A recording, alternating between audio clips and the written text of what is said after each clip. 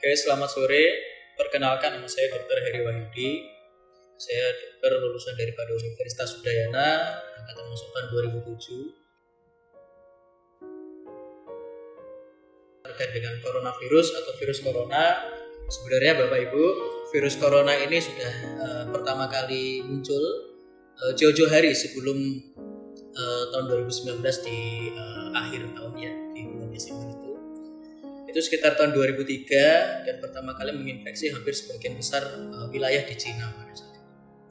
Dan pada saat itu mereka menamainya menjadi SARS atau Severe Acute Respiratory Syndrome atau sindrom atau kemunculan gejala-gejala pernafasan yang sangat berat atau severe, sangat parah. Pada saat itu hampir sekitar 15-30% orang yang terinfeksi itu dipastikan meninggal pada saat itu. Nah, kemudian di tahun 2000 tepatnya 2013 muncul kembali virus yang sama, coronavirus, dan menginfeksi sebagian besar wilayah di Timur Tengah dan kemudian dinamakan dengan MERS atau Middle East ya, Timur Tengah ya, Middle East Respiratory Syndrome atau sindrom pernafasan yang muncul di daerah Timur Tengah. Pada saat itu juga angka kematiannya juga cukup tinggi Bapak Ibu. Jadi sekitar 15% ya. Jadi kalau kita hitung-hitung dari 10 orang, 1 orang tuh pasti meninggal jika kemudian terinfeksi dari virus corona ini. Kemudian pada hari ini kita mengenal yang dinamakan sebagai COVID-19 atau Coronavirus Disease 2019. Dinamakan demikian oleh karena dia muncul di akhir tahun 2019. Dan kenapa dinamakan corona? Jadi corona ini berasal dari kata kron yang artinya adalah mahkota ya. Jadi bentuk virusnya itu ada spike-nya, ada tonjolan-tonjolannya. Jadi virusnya itu berbentuknya seperti bulat seperti itu, ada tonjolan-tonjolannya, bentuknya seperti mahkota, karena disebut sebagai coronavirus. Jadi kalau dikatakan coronavirus ini adalah virus yang baru-baru juga bukan ya. Jadi sudah ada di tahun 2003. Kenapa menjadi wabah ya? Kenapa menjadi wabah? Dulu di tahun 2003 namanya itu tidak pandemi ya. Namanya itu hanya endemi ya. Jadi hanya di wilayah itu saja. Tetapi kemudian virus corona yang 2019 ini menjadi pandemi. Kalau kita kemudian menganalogikan atau membandingkan istilah endemi dengan pandemi. Jadi pandemi itu adalah sebuah istilah yang sangat dahsyat. Jadi saking dahsyatnya itu hampir secara global seluruh dunia itu bisa kena ya. Seluruh dunia itu bisa kena. Sedangkan endemi mungkin hanya di sekitar daerah itu saja. Mungkin Asia saja, Timur Tengah saja. Karena penularannya yang tidak sehebat COVID-19 ini. Sehingga Bapak Ibu semua, kenapa kemudian dikatakan sebagai pandemi? Karena tingkat penularannya yang sangat dahsyat, sangat luar biasa. Dan coronavirus ini adalah kalau kita bisa katakan bisa jadi adalah sebagai bentuk mutasi ya, atau sebagai bentuk turunan dari coronavirus yang pernah dikenal sebelumnya di tahun 2003. Karena itu kemudian ada nama lainnya, dia disebut sebagai SARS-CoV-2 yaitu Severe Acute Respiratory Syndrome coronavirus yang tipe 2. Jadi yang tipe pertama tadi yang ditemukan di China, kemudian yang tipe 2 itu yang hari ini kita kenal ini. Jadi kalau kemudian dikatakan apa itu coronavirus, dia adalah virus corona ya, virus yang berbentuk seperti mahkota yang sebenarnya sudah ada di tahun 2003, tetapi kemudian merebak kembali, entah kenapa alasannya tidak pernah kita ketahui. Ada yang mengatakan ada kebocoran dari penelitian ilmiah dan sebagainya, ada yang mengatakan karena mengkonsumsi makanan-makanan yang tidak lazim, karena di sana di pasar Wuhan itu konsumsi kelelawar ya, konsumsi binatang-binatang yang tidak biasa kita makan di sini. Akhirnya di sana kemudian mulai menyebar yang dinamakan sebagai virus.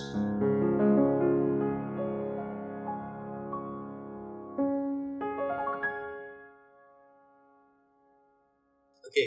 Jadi coronavirus ini kalau kita lihat ternyata daya penularannya sangat luar biasa, sangat cepat ya. Jadi kalau kita melihat penyakit-penyakit yang lain seperti AIDS atau HIV, dia hanya bisa ditularkan dengan hubungan seksual atau lewat suntikan jarum suntik yang tidak steril ya. Nah, itu penularannya hampir pasti dengan cairan-cairan tubuh. Nah, bagaimana dengan corona? Nah, corona ini dia sempat simpang siur ya. Ada yang mengatakan sebagai airborne disease atau penyakit yang ditularkan lewat udara. Tapi kemudian direvisi kembali karena pada saat itu penelitiannya dipakai pada mesin uap. Kalau kita lihat mesin uap itu sering dipakai untuk pasien-pasien yang sakit asma. Jadi virusnya dimasukkan ke sana dan pada saat uapnya itu dilepaskan, ternyata di titik-titik air uapnya itu ada virusnya masih hidup dia di sana. Jadi kalau umpamanya dikatakan apakah bisa menular lewat udara, kita bisa jawab bahwa penularannya itu virusnya harus ada mediasinya. Harus ada tempatnya. Tempatnya bukan udara. Tidak ada virus itu terbang-terbang di udara, nggak bisa. Jadi virus itu hidupnya di titik-titik air itu tadi, atau yang sering kita sebut sebagai droplet. Ya. Jadi seumpamanya nih saya bersin, ya keluar cairan bersinnya keluar. Jadi bukan di udaranya ada virusnya, tetapi di cairan dropletnya itu dia hidup. Nah, sekarang apakah cairan droplet itu sudah bisa menularkan? Bisa. Kalau dia masuk ke dalam tubuh kita. Tapi kalau umpamanya di batuk, nyentuh ke kulit tangan kita bisa jadi ada coronanya, tapi belum menimbulkan gejala, ya. Belum sakit kita, Bapak Ibu, belum. Tapi pada saat umpamanya orang ada batuk, kemudian tidak sengaja masuk ke hidung kita, masuk ke mulut kita, ya. Kemudian dia masuk ke saluran pernafasan, baru kita terinfeksi. Jadi seumpamanya kita dengan orang yang tangannya ini sudah ada coronanya, Bapak Ibu, ya. Jadi kemudian dia jabatan tangan tidak langsung menular. Ya. Bisa jadi tangannya ini sudah ada coronanya, tetapi kalau dibersihkan sudah hilang. Ya, dicuci dengan hand sanitizer atau menggunakan sabun dengan air mengalir, ya. Tetapi yang menjadi masalah karena budaya cuci tangan kita agak kurang, biasanya setelah salaman itu kemudian kita mengucek mata, masuknya lewat mata. Ya. Mohon maaf, ngupil, masuknya lewat hidung. Atau makan yang tidak mencuci tangan atau tidak menggunakan sendok, masuknya lewat mulut. Ya, jadi penularannya lewat situ. Jadi selama kemudian kita umpamanya pakai masker, ya, pakai masker seperti ini, ada orang batuk, selama dia tertahan di maskernya ini, dia tidak akan menginfeksi kita. Jadi kita nggak akan kena corona. Jadi jawabannya apakah bisa menular lewat udara, asalkan ada mediasinya. Mediasinya apa? Air tadi. Jadi kalau hanya orang sekedar ngomong aja, ngomong nggak ngeluarin nggak mekuah gitu ya. Nah, biasanya ngeluarin air liur itu kalau ngomong sampai hujan lokal ya. Jadi kalau sekedar hanya berbicara biasa tanpa mengeluarkan droplet atau cairan tidak menular. Ya, menularnya hanya lewat cairan.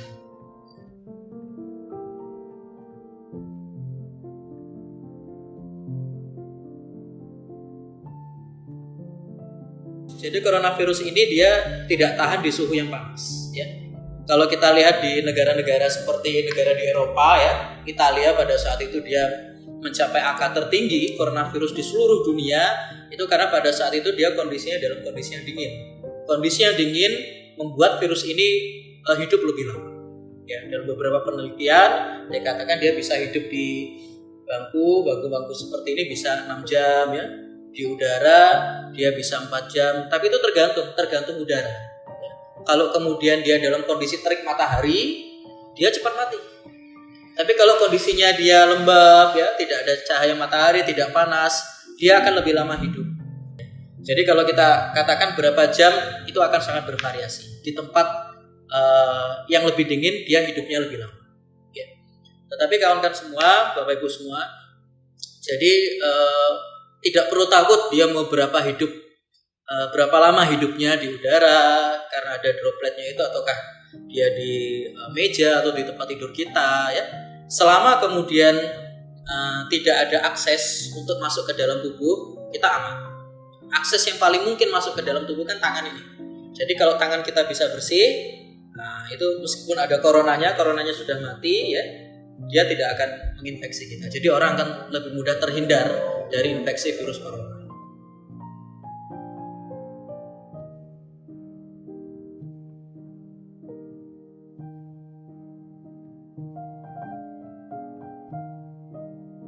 Jadi COVID-19 ini adalah penyakit yang menyerang saluran pernafasan ya. Jadi hampir pasti gejala yang muncul adalah gejala-gejala pernafasan ya.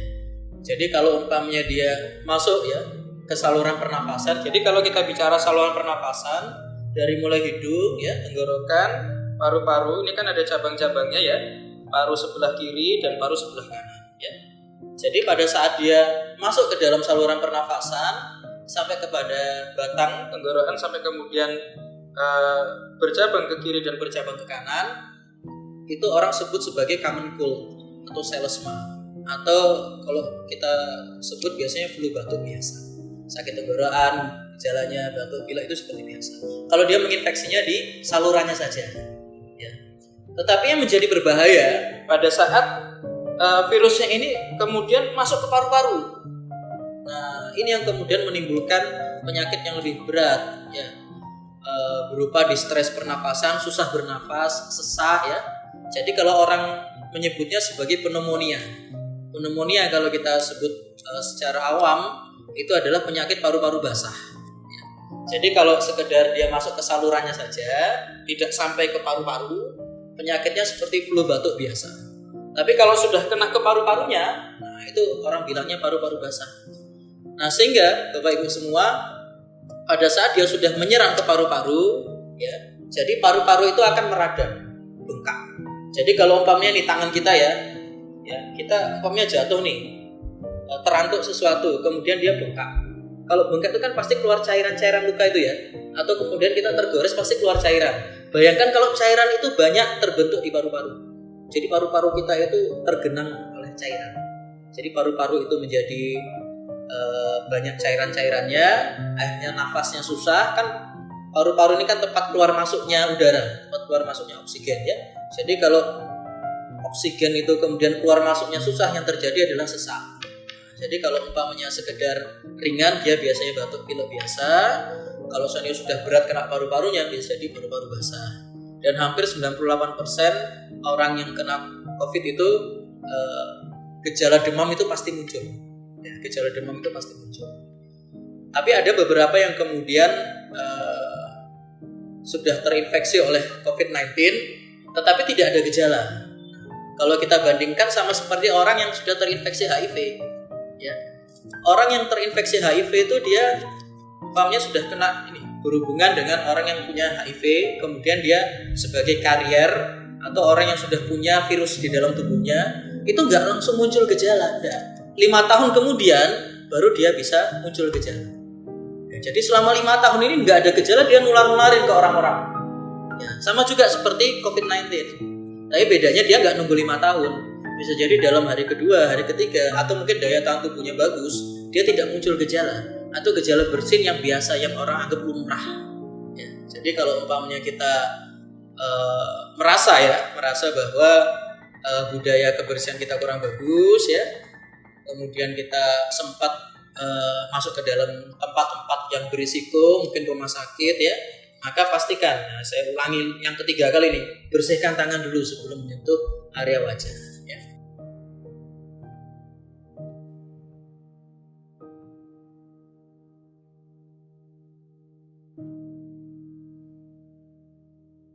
Jadi kenapa kok dulu waktu di China, di Wuhan itu angka pasien-pasien balita ya itu ternyata lebih sedikit. Dari 4.000 kasus pertama dulu, balita dan anak-anak itu hanya 4 orang saja, 14 anak yang terinfeksi. Jadi dari 4.000 hanya 14 anak.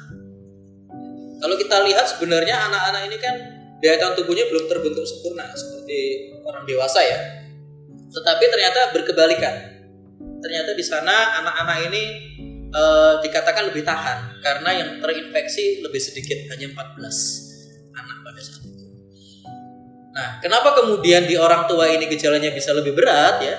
Sama saja sebenarnya kalau umpamanya sudah daya tahan tubuhnya dirusak ya, daya tahan tubuh kita sudah nggak bagus. Jangankan corona ya, umpamanya penyakit apapun ya, penyakit apapun yang umpamanya kita mohon maaf diare aja mencret ya, atau demam biasa, rasanya tubuh kan sudah tidak enak sama sekali ya. Kadang untuk beraktivitas kita sudah malas ya. Itu pun kondisi tubuh kita sudah tidak nyaman ya untuk beraktivitas. Bayangkan kemudian yang menginfeksi ini adalah corona, virus corona ya. Jadi pada saat kita sudah sakit ya, kemudian ternyata ada penyakit yang lain, otomatis organ-organ tubuh kita pun akan menjadi lebih lemah, ya, sehingga lebih mudah diserang, sehingga lebih susah lagi untuk melawan. Sudah susah melawan coronanya, ditambah lagi ada penyakit yang lain, entah itu penyakit jantungnya, penyakit gulanya, ataukah memang sudah ada sakit di paru-parunya, memang sudah sebelumnya ada asma ya, ataukah memang sudah ada paru-paru basah ya. Jadi kawan-kawan semua, Bapak Ibu semua, hampir sebagian ya dari 100% yang terkena virus corona, hanya 20% saja sebenarnya memerlukan perawatan ya. 20% ini adalah orang-orang berisiko yang dia memiliki penyakit sebelumnya atau usia-usia lanjut ya, karena mereka lebih sukar untuk melawan ya, tubuhnya ini lebih sukar untuk melawan. Ditambah lagi jika mereka ada penyakit yang lain, penyakit penyerta ya. Jadi tubuh ini kan istilahnya sudah tidak 100% lagi melawan. Dia harus melawan penyakit yang lainnya, penyakit gulanya, penyakit parunya, ditambah lagi ada COVID. Nah, jadi kalau kita seandainya lihat yang di luaran ya, yang di luaran itu nggak mati karena COVID, itu matinya karena penyakit yang lain. Nah, ini kita luruskan. Jadi COVID ini sudah melemahkan tubuhnya ya. Kemudian ada yang sakit yang lain ya. Bayangkan kalau nggak ada COVID, bisa jadi dia 5 tahun lagi masih hidup ya, karena tidak ada yang melemahkan tubuhnya. Jadi kalau orang bilang beranggapan bahwa bukan karena COVID-nya dia meninggal, karena penyakit jantungnya, penyebab meninggalnya saat ini bisa jadi karena penyakit jantungnya atau penyakit gulanya. Tetapi yang men-trigger atau yang menyebabkan dia lebih cepat untuk rusak ya anggota-anggota tubuhnya itu karena COVID-nya itu, karena tubuhnya dilemahkan oleh virus tadi. Jadi kalau dikatakan orang yang lebih tua lebih berisiko, benar.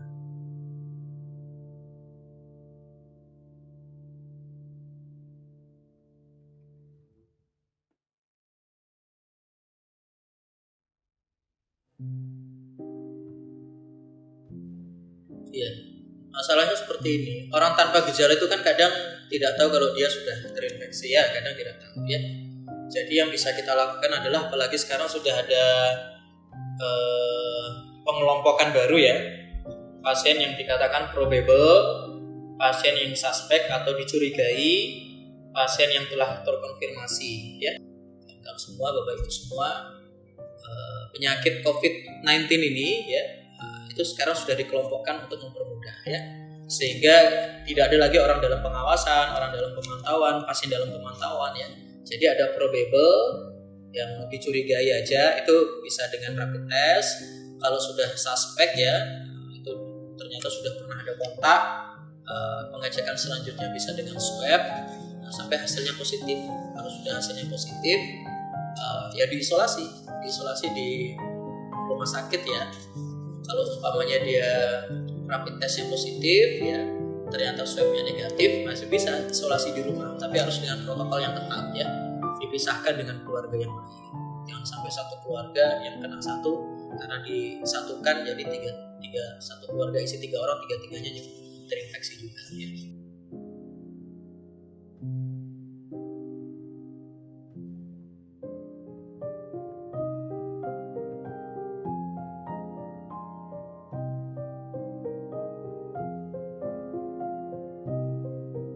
Kita kembali ke new normal ya, namanya aja new normal, normal baru, bukan kembali ke normal, tapi normal yang baru. Dikatakan normal yang baru adalah kita kembali ke kondisi sebelum COVID, tapi dengan penyesuaian. Penyesuaian itu adalah dengan melaksanakan protokol ya. Kalau Bapak Ibu lihat ya, data yang saat ini kita punya ya, datanya itu bukannya tambah turun loh Bapak Ibu ya, tapi datanya tambah naik. Kenapa? Yang orang yang masih dirawat masih ada ya, dan kemudian orang-orang yang belum terdeteksi tapi dia sudah menularkan ya, karena dia pertama bisa jadi tidak mau periksa ya, atau kemudian dalam protokol kesehatannya dia abai ya, dia tidak mau melaksanakan, itu bisa menularkan ya, karena penularannya saya katakan tadi sangat dahsyat ya, pandemi ya. Nah ini saya kasih data ya, jadi supaya kita tidak salah kaprah ya. Jadi sampai hari ini pertanggal 19 Agustus 2020, tadi datanya pukul 12 siang ya, itu seluruh dunia yang sudah terinfeksi virus corona ada sekitar 22 juta. Ada sekitar 22 juta. Kalau Indonesia 250 juta jiwa ya. Ini kalau sudah 22 juta, sudah 10%-nya kena. Ini seluruh dunia tadi. Yang meninggal itu 784 ribu. Ya, 3,51%. Sama lah ya dengan penelitiannya 3%. Ya, meninggalnya 3%. Yang sembuh ada sekitar 15 juta. Ya, dari 22 juta, 15 jutanya sembuh. Yaitu ada sekitar 67,46%. Jadi angka kesembuhannya cukup tinggi. Ya. Jadi sebenarnya tidak perlu takut. Ya. Tapi yang perlu adalah waspada ya. Jangan sampai kita ketularan, jangan sampai jadi yang 3% ini ya. Karena bisa jadi yang tadi disampaikan, yang kita-kita nih masih muda-muda ini bisa jadi gak muncul gejala. Tapi kalau sudah kena orang tua kita, kasihan orang tua kita. Ya, bisa jadi orang tua kita yang kena malah ya semoga tidak kejadian ya sampai meninggal. Kita bisa jadi terinfeksi tapi bisa sembuh, orang tua kita belum tentu bisa bertahan. Ya. Nah di Indonesia sendiri yang positif itu ada 143 ribu. Yang meninggal 6.000, 4%. Jadi di atas data. Ya, jadi data penelitian menyebutkan kalau sudah terinfeksi hanya 3% saja yang meninggal. Tapi di Indonesia angkanya tinggi, 4,3%. Yang sembuh 67,3%. Ya, jadi ada sekitar 28% yang masih dirawat sampai hari ini. Ya. Di Bali sendiri yang positif ada 4.158. Dan kemarin kita kaget ya, ternyata Karangasem ya masuk ke dalam zona merah dengan angka infeksi tertinggi se-Indonesia nasional ya. Jadi kan Bapak Ibu di Kampung Gel-Gel cukup harus berhati-hati ya, karena sangat dekat ya perbatasan Klungkung dengan Karangasem ya. Jadi seluruh Indonesia ini yang positif sudah 4.105. Di Bali ini 4.158 dan yang meninggal ada 51. Kalau dilihat dari prestasi sebenarnya bagus ya, karena di Bali ini angka kedisiplinannya masih bagus ya. Semua elemen masyarakat ya, terutama di kota-kota besar itu dia mau untuk mengikuti anjuran pemerintah ya. Dan yang sembuh ada 3.648 ya, itu hampir 87% sembuh. Yang meninggal 1,23%. Ya, 1%-nya saja. Dan masih ada 11% yang masih dirawat. Ya. Jadi jangan sampai angka ini kemudian bertambah Bapak Ibu ya. Cukup salah satu kabupaten di Bali yang kemudian angka infeksinya tertinggi. Jangan sampai seluruh kabupaten ya. Karena Bali ini daerah destinasi wisata ya. Tetap ya, meskipun kita masuk dalam kategori new normal ya. New normal itu bukan karena angkanya sudah turun, bukan. Tapi karena pemerintah ingin kemudian tetap mendenyutkan kembali nafas ekonomi kita ya, supaya jangan sampai kita sudah dihantam oleh penyakit ya, kemudian kita dihantam juga oleh krisis ekonomi ya. Sehingga bekerja ya dalam aktivitas apapun, beribadah, tetap harus kemudian memperhatikan protokol kesehatan. Protokol kesehatan itu simple kok, 3 aja. Jadi yang pertama itu ya menghindari area wajah. Ya, supaya tidak kena droplet atau batuk atau bersinnya orang. Caranya bagaimana? Ya pakai masker. Atau kalau umpamanya pakai face shield, ya untung-untung supaya batuknya nggak dari belakang. Ya, kalau dari belakang tetap kena. Tapi kalau face shieldnya dari depan, orang kita berhadapan dengan orang tatap muka, pasti aman lah. Jadi area wajah ini harus terlindungi betul. Yang kedua, ternyata kita sudah pakai masker. Sudah pakai masker ini Bapak Ibu.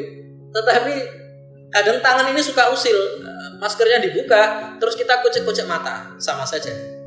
Ya, infeksinya ternyata dari kita sendiri. Jadi setelah pakai masker untuk menghindari infeksi dari orang luar, kita harus menghindari dari infeksi dari diri kita sendiri. Tangannya harus bersih, cuci tangan. Ya, cuci tangan tuh ya dengan menggunakan air mengalir sabun.